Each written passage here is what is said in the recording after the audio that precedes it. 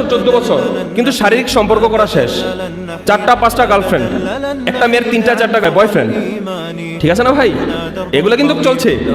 আপনার মেয়ে হয়তো বা আপনার বোন, কিন্তু কোনো রকম ফোকাস নেই। একটা ছেলে একটা মেয়ে কেমন ভাবে বন্ধু হতে পারে আপনি আমাকে বলেন তো?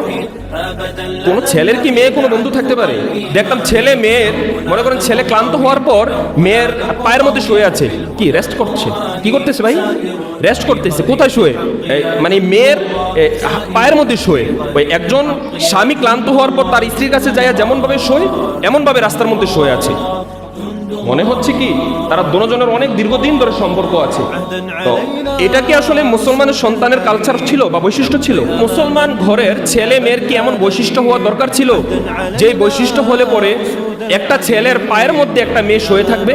একটা ছেলে একটা মেয়ের সাথে এত পরিমাণ অ্যাডাল্ট হয়ে যায় বন্ধুত্বের সম্পর্ক দিয়ে, হ্যাঁ বন্ধুত্বের দোহাই দিয়ে এত পরিমাণ ক্লোজ হয়ে যায়, যার কারণে জিনা, ব্যভিচার, দর্শন সময় সময় বেড়ে যাচ্ছে।